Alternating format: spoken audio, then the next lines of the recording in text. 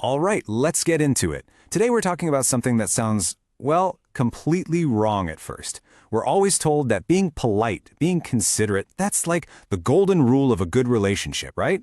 But what if I told you that in the bedroom, being too polite might actually be pushing you and your partner apart? Yeah, it's a weird thought, so let's unpack this.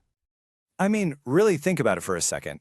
How many times have you, just gone along with something or stayed quiet about what you really want just to keep the peace, to avoid that super awkward conversation?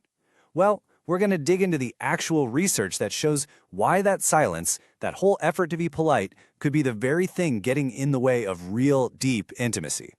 So we're calling this first part the politeness trap. And the first thing you need to know is that if any of this sounds familiar, you are so not alone. This is an incredibly common issue. So common, it actually has a clinical name. This isn't some personal failing on your part. It's a dynamic that millions of couples deal with. So what is it? It's called desire discrepancy. And look, all that really means is that one partner's sex drive is higher or lower than the others at any given time. It's a libido mismatch. But here's the absolutely crucial part, and what folks at places like the Carolina Sexual Wellness Center will tell you. This is not a sign that your relationship is broken. Not at all. Desire, it goes up and down for everyone. Stress, being tired, life just happening, it's totally normal. Okay, so what does this actually look like day to day? Well, the signs can be pretty subtle at first. You might notice a simple frequency mismatch. One of you is in the mood more often than the other.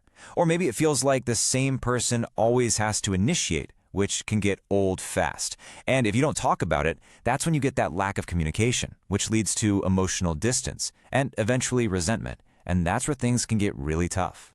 And that resentment, it's a huge deal. Think about this. Research shows that mismatched desire is one of the top 3 reasons partners fight. This isn't some small side issue. It's a central challenge for so many of us in long-term relationships. And let's be super clear. The problem isn't the mismatch itself. The real problem is the silence around it. All right, section 2. Silence creates distance. Because this is really where we see how things can spiral. When we just don't talk about the desire gap, we end up falling into these patterns that do real damage. I'm not just talking about your sex life, I'm talking about your whole connection as a couple. The real enemy here isn't having different libidos, it's avoiding the conversation. This is so fascinating. It really comes down to why you're having sex. Researchers talk about 2 different motivations. On one side, you have avoidance goals. That's when you have sex to avoid something bad, like a fight, or you give in because you feel guilty. It's about keeping the peace. But on the other side, you have approach goals. This is having sex to get closer, to build that connection, to share pleasure. One is basically damage control, and it eats away at intimacy. The other actually builds it up. It's a massive difference. And look, a lot of us fall into this trap, right? We think if my partner really loved me, they would just know what I want. But that is a total myth. As therapist Kelly Miller puts it so well, our partners aren't mind readers, and we forget that everybody is different and has different preferences. Seriously, they cannot read your mind. And assuming they can is just setting you both up for failure. So what's the real cost of all this silence? Well, it's huge. The Gottman Institute, who are like the rock stars of relationship research, found that for couples who can't talk comfortably about sex, only 9% say they're satisfied. 9%. That means for a whopping 91% of those couples, the silence is a massive, intimacy-killing problem. Okay, so enough with the problem, right? Let's talk about the solution. Obviously, if silence is the issue, then communication has to be the answer. But, and this is a really big but, it's not just about talking more. The research shows there's a really interesting twist on what kind of talking actually makes a difference. So, what actually moves the needle? While researchers did this massive review, they combined the data from 93 different studies to get a really clear picture. And the result was, honestly, remarkable. The number one thing that predicted sexual satisfaction wasn't how often couples talked about sex, it was the quality of their communication. We're talking a strong correlation here. How safe, how open, how positive does it feel to talk about it? That's what matters way more than just checking a box that you had the talk. It is all about quality, not quantity. And what's the reward for having those good conversations? It's huge. According to data from the American Psychological Association, couples who can openly talk about what they like experience satisfaction levels that are 50% higher. Let that sink in. 50%. That's not just a little improvement. That is a total game changer for a relationship. So, better conversations lead to better sex. That's clear. But the story actually goes even deeper.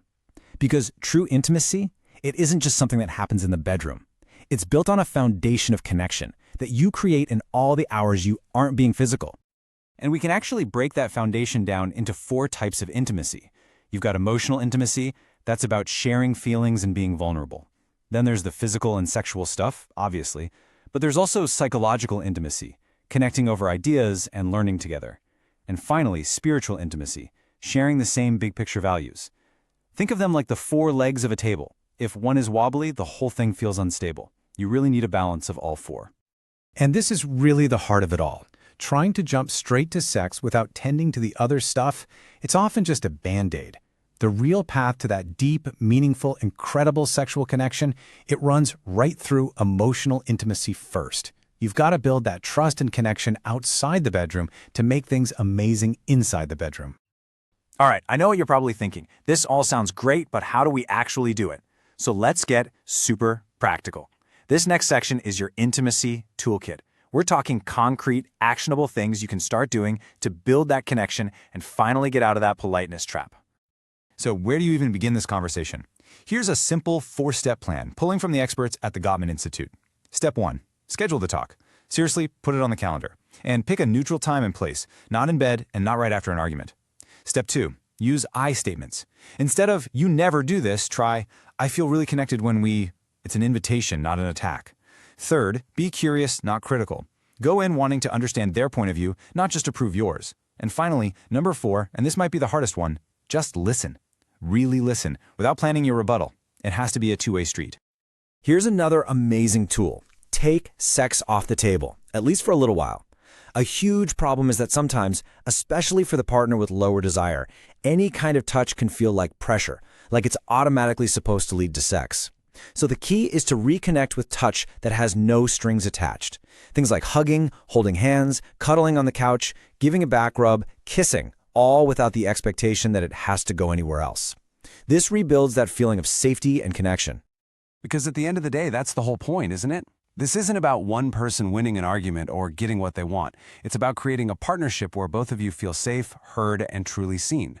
The goal is to be a team working together to create a relationship where you can both grow and feel amazing within boundaries you've built together. So, as we finish up here, I want to leave you with a question to think about. It's really a challenge, an invitation to move away from that passive politeness and toward a more active, more courageous kind of connection. So here it is. What's one polite silence you can break tonight? Just one small thing, a desire, a preference, a boundary that you could share to open that door to something deeper.